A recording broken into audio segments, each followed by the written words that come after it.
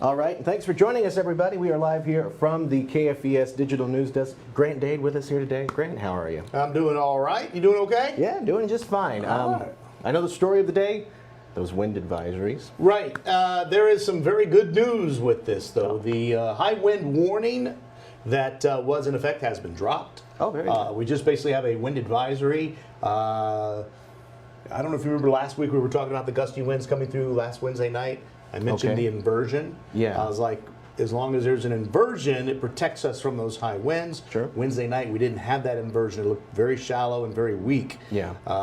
The models were showing a pretty weak inversion today as well, but obviously the inversion is stronger than what is being advertised because we are not seeing those strong winds mixing down to the surface. Not saying we're not going to see some gusty winds, but Sure. we're not going to see the winds gusting as high as we thought because they would already be doing that right now because the strongest winds aloft are over us right now. Okay. Does that mean much of the worry about damage is out of the way? Well, we're where's still going to see, I'm still a little concerned about a few isolated power outages. Sure.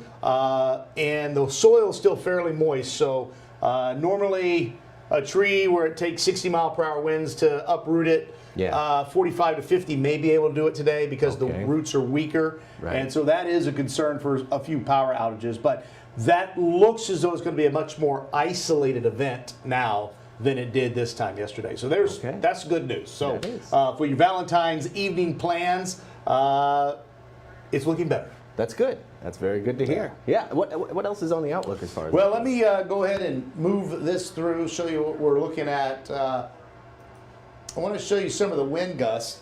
Now, these are forecast wind gusts. And if you remember yesterday, if you were watching us, we had widespread 55-mile-per-hour wind gust forecast at this time.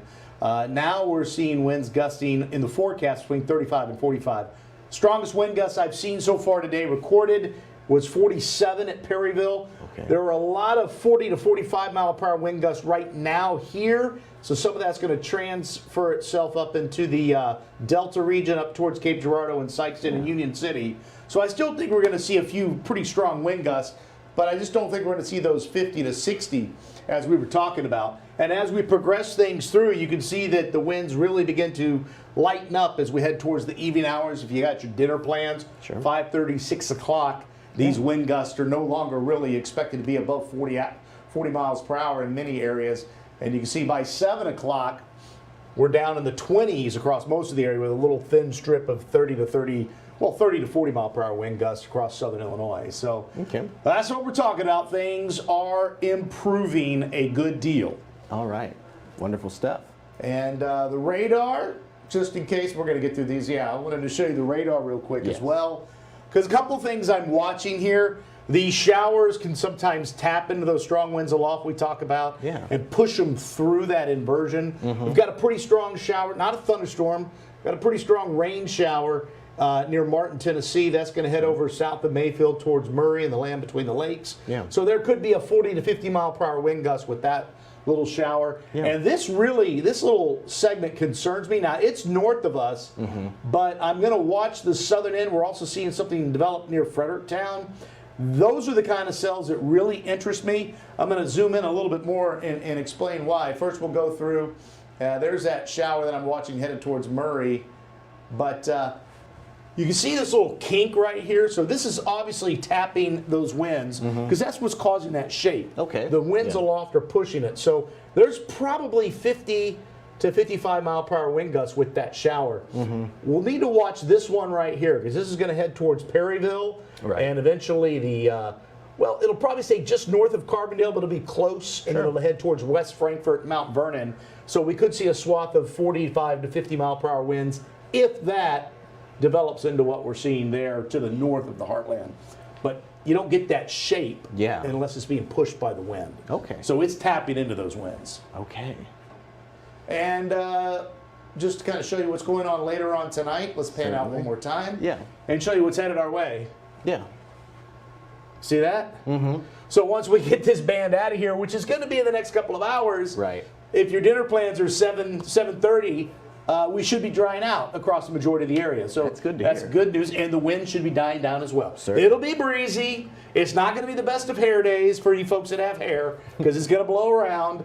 But it is going to be a lot better than what we were expecting just 24 hours ago. So that's definitely good news. That's good to hear. That's good to hear. Does that pretty much take us through everything? Anything else to note? Almost. Okay. Our attention turns to our severe weather threat Yeah. late tomorrow night. Now, I know this says Wednesday, but if you remember, I told you these outlooks go from 6 in the morning to 6 in the morning. Right. So this goes from 6 o'clock in the morning Wednesday to 6 o'clock in the morning Thursday. Okay. So this is mainly after midnight tomorrow night. So technically it's Thursday. Yeah.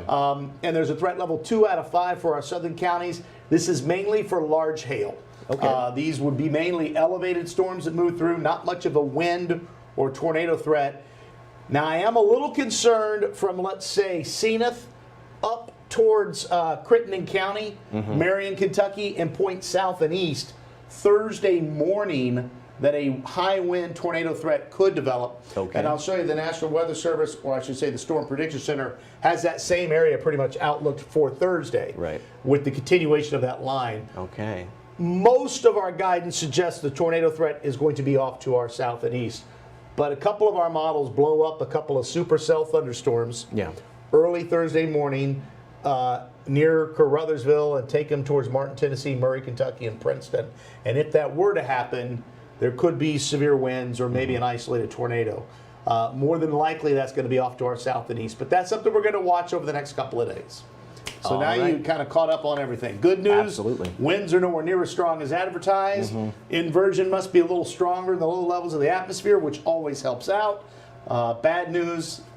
Might see some hail tomorrow night. So be thinking, Yeah. put the car in the garage if you can, and we'll be watching the radars closely early Thursday morning as well. Absolutely. It's always good to know what you need to strap down and what you need to get under the shelters and everything like that ahead Right. of time. So, Grant, thank you so much. All right. Appreciate your time. Sure and thing. appreciate you all tuning in as well. Thank you all for being here. We'll see you back at Heartland News Now, just around the corner.